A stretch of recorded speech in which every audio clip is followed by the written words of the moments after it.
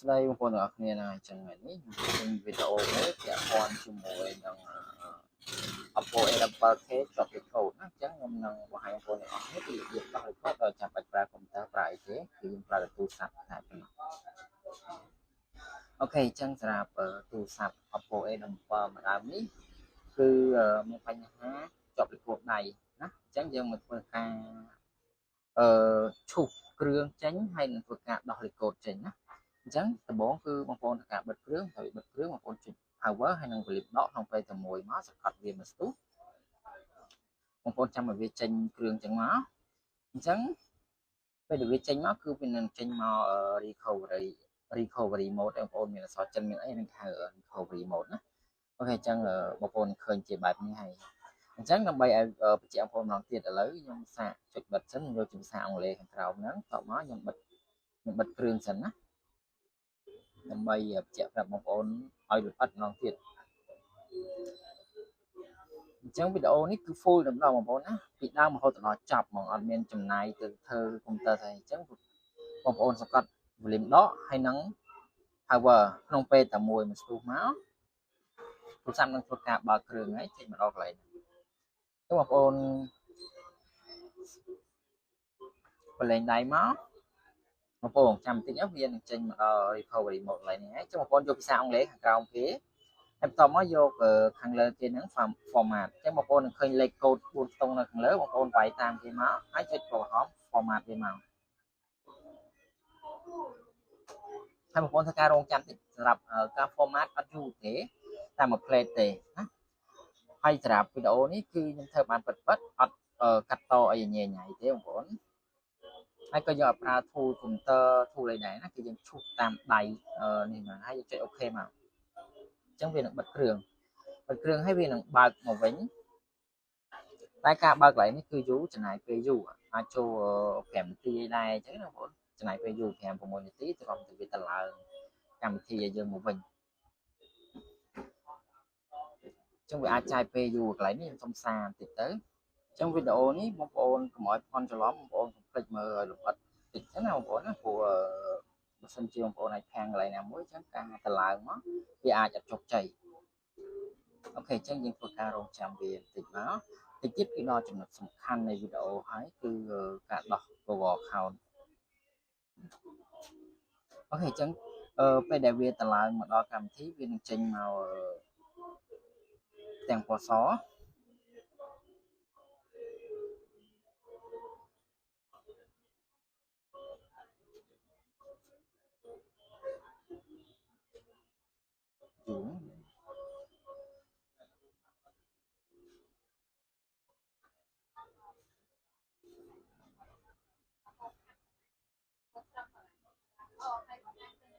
ចឹងកន្លែងនេះ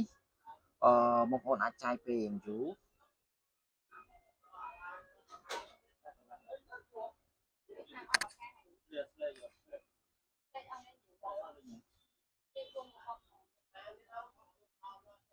អូខេ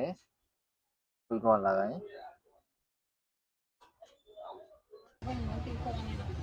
អូខេអញ្ចឹងពេលដែលវាចេញ hello បែបនេះបងប្អូនចុចទូនខាងក្រោមពណ៌បៃតងណាចុចលើវាមកហើយបងប្អូនចុចអាបេតងហ្នឹងទៅមុខទៀតមកបាទអញ្ចឹងហើយកន្លែងនេះបងប្អូនរើស region មកដាក់កម្ពុជាហើយក៏បានដែរបងប្អូន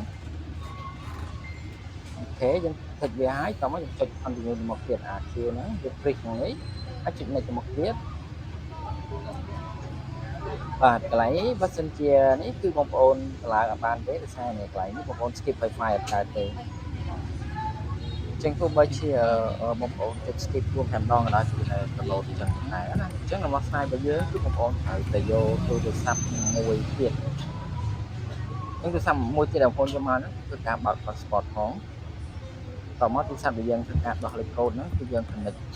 hotspot របស់ទូរស័ព្ទមួយហ្នឹងអញ្ចឹងបងប្អូនកន្លែងនេះមើលលម្អិតណាខ្ញុំ connect ជាមួយនឹង hotspot ទូរស័ព្ទមួយទៀត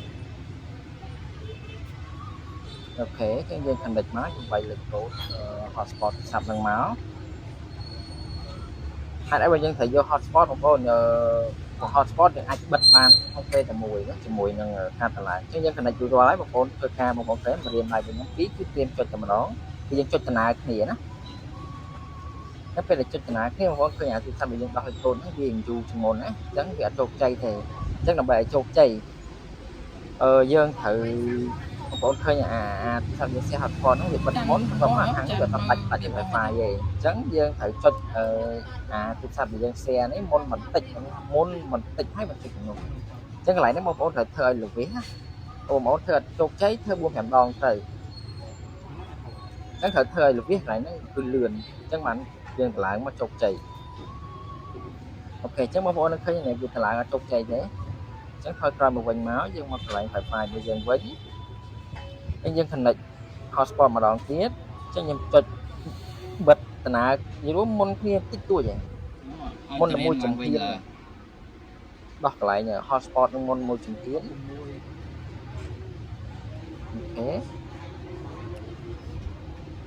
ok chắc cái dân chật thằng hotspot lên môn môi trường thiên nó cứ đó cho mình đo lại nó cứ ok cái thứ sao nó cứ dân năng lại chột chay cái làm video đấy cứ nghe phần năng đấy mình thực hành cái này mình hàng ngày hay chụp rướng tất cả một ôn môi trường có trái hay ok chẳng rủi ro ôn sạc ra tận lại tập phần năng đấy chẳng video chập tập phần năng cái này video vào